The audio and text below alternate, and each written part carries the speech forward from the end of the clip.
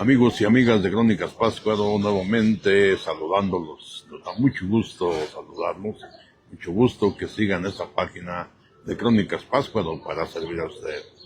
El día de hoy vamos a tratar un tema de actualidad, un tema que ojalá sea de su interés y en los hechos sirva para algo. Amigos y amigas de Crónicas Páscuaro, hoy celebramos una fecha muy importante en el calendario cívico de nuestro país. Hoy estamos celebrando, y digo celebrando porque no se está festejando nada por las cosas que pasan en nuestro pueblo, en nuestro país. Hoy se celebra el 115 aniversario del inicio del movimiento armado de 1910, que dio como inicio precisamente el periodo de la Revolución Mexicana. Después de 31 años de dictadura, donde a la sombra o con el cristal, depende del lente con que se mire, de una paz con progreso, pero que fue una paz con progreso basada en la represión, en el entreguismo, en el beneficiar a unos cuantos y perjudicar a millones de mexicanos, y que más sin embargo esto pues logró Porfirio Díaz y su equipo de trabajo que floreciera ese estado de cosas por más de 3 décadas.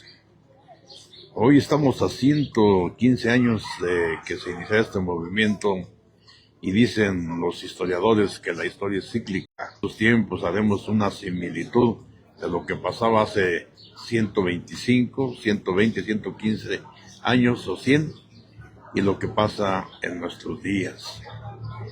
Y pues la verdad es que a mí me contaba mi abuela, ella me decía que ella nació faltando 15 años para que empezara el siglo XIX. Es decir, cuando el siglo XIX llegó, ella tenía ya 15 años, o sea que se daba perfectamente cuenta de las cosas que ocurrían aquí en esta región. Ella era originaria de la hacienda de Casas Blancas, sí, donde años después un señor se autoproclamó varón de Casas Blancas, donde hizo Tinascano, pero estamos remontándonos al tiempo de que ella decía que llegó un momento en que a todos les parecía normal los que amanecían ahorcados en los árboles o colgados en los postes del incipiente sistema de teléfonos o telégrafos, los que amanecían en las plazas muertos, los que se llevaban la leva, que es una especie de reclutamiento forzado que hacían los del ejército institucional, o también los de la bola, que llegaban a cualquier pueblo, pues bajo una denominación, tal vez a favor, tal vez en contra, pero que finalmente desaparecían muchos jóvenes y muchos hombres, se los llevaban a engrosar sus filas para acrecentar sus grupos y de esta forma lograr sus objetivos. Bueno, pues en ese estado de cosas se debatía en nuestro país hace 115 años, hace 120 años también, estamos hablando de principios del siglo pasado, entonces las cosas se complicaban mucho. Los bandoleros que asaltaban, los bandidos que asolaban las regiones, los hacendados que se enseñoreaban cada día con más propiedades que le quitaban a la gente del campo, a los indígenas. Y era un estado de cosas muy difícil para la gente. Y esto dio origen a ese movimiento importante que se llamó la Revolución Mexicana, que encabezó Francisco Indalecio Madero, y que fue precisamente un día después de que en la ciudad de Puebla mataran cobardemente a Aquiles Cerdán y posteriormente encarcelaran a sus familiares. Entonces, la historia, pues ahora en nuestros tiempos actuales, llevamos ya 20 años de desaparecidos, y ya no hay leva, pero sí hay grupos de la delincuencia que se llevan a nuestros jóvenes y después aparecen muertos. Y el asunto es cíclico y muy permanente en nuestro país, y esto nos lleva pues a signos preocupantes. Llegó el 2018 con un cambio que esperábamos los mexicanos fuera definitivo para cambiar el estado de cosas, pero las cosas siguieron igual porque decían que iban a atacar iban a atacar los orígenes de los problemas. Y sí bien es cierto que han logrado muchas cosas que la gran burguesía, o sea, la derecha no hizo en sus 70 y tantos, casi 80 años al frente del gobierno de México. Pues sí, los programas sociales han sido un paliativo importante para las clases más desprotegidas, aunque algunos puedo atreverme a decir que pecan de maniqueos. Pero bueno, finalmente se hacen. Y en aquellos tiempos, cuando se hizo algo, en 1960, cuando gobernaba el presidente López Mateos, con la implementación de los desayunos escolares y la creación del Instituto Nacional de Protección a la Infancia, lo que hoy es el DIF, Desarrollo Integral de la Familia, empezó como Instituto Nacional de Protección a la Infancia, la Comisión Nacional de Subsistencias Populares, que era quienes llevaban un paliativo a las gentes humildes, pero no pasó de allí. Todo se volvió plan sexenal, también quiero decir los libros de texto gratuito, pero no pasó de allí, no se incrementó más bien se hicieron los asesinatos, la represión de 1961 en la Universidad Michoacana de San Nicolás de Hidalgo, siendo rector Eli de Gortari, después el 1968 la masacre de Tlatelolco, en el 71 la masacre de estudiantes a través del grupo de los halcones, y así sucesivamente se fue desarrollando esa historia.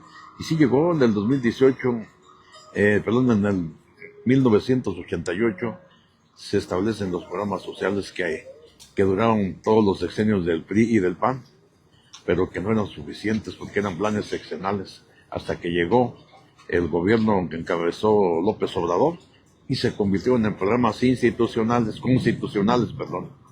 Y entonces esto de una forma ha sido un avance, pero es un avance que no ha sido, pero la matanza de jóvenes principalmente sigue, los desaparecidos. Pero bueno, el día de hoy hemos preparado un trabajo para sintetizar lo que trato de decir.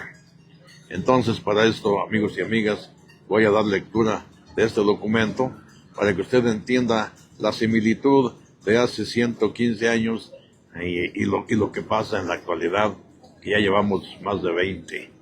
Bien, pues la lectura dice con estos renglones, dice con estas palabras, y es este mensaje que el día de hoy vamos a leer para que danos a entender qué es lo que queremos decir con esta comparación que se hace de los tiempos de hace más de 100 años y los tiempos actuales. México respira entre los ecos del ayer y las heridas del presente. Hay momentos en que la historia deja de ser un libro antiguo y se convierte en un espejo incómodo. México vive hoy uno de esos momentos.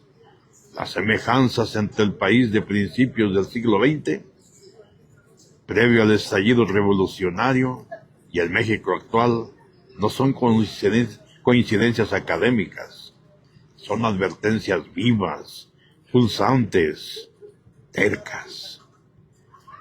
Hace más de un siglo, la gente vivía con miedo a la leva que arrancaba a los jóvenes de sus casas, miedo a la bola, a los grupos armados que se disputaban territorios, miedo a un gobierno obsesionado con la apariencia de progreso, mientras ignoraba la carne y la sangre del pueblo.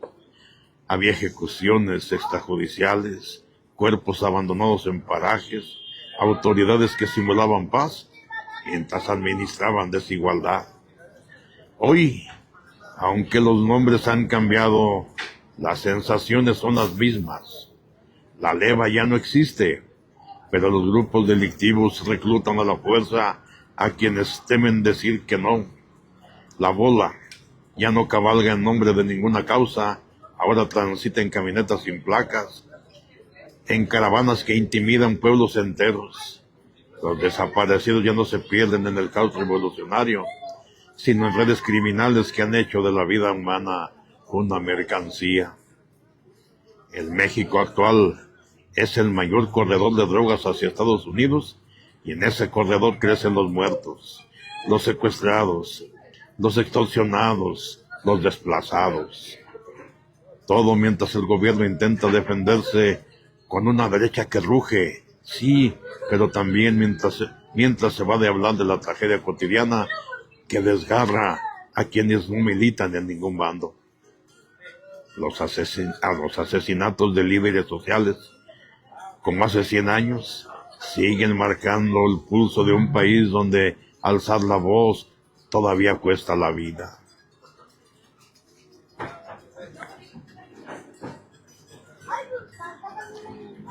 El reciente ejemplo debiera ser es alarmarnos. Hasta aquí la lectura, amigos y amigas de Crónicas Pátzcuaro. Como ustedes lo notaron, es importante hacer los análisis y exigir como lo hizo Carlos Manzo, exigir como lo han hecho muchos líderes que han caído abatidos por las balas que no sabemos quién, porque tampoco han llegado las investigaciones a profundidad. Como no sabemos a ciencia cierta quién desapareció a los 43 de Ayotzinapa, tampoco supimos quién fue el autor intelectual del asesinato de Colosio, y ahora la historia nos presenta nuevas cosas. En fin, amigos y amigas, es trágico, pero es la realidad. Ojalá que el gobierno que encabeza Claudia Sheinbaum definitivamente se pongan a trabajar en paz y en aras de un pueblo que reclama paz, que reclama solución a sus demandas y que reclama que la historia se escriba como lo establece incluso nuestro propio himno nacional. Amigos y amigos, muchas gracias por escucharnos, muchas gracias por atender lo que aquí decimos, y nada más decir que nos despedimos, no sin antes desear que a la hora de comer Dios bendiga sus alimentos y bendiga las manos que lo preparan. Gracias, buenas tardes y buen provecho.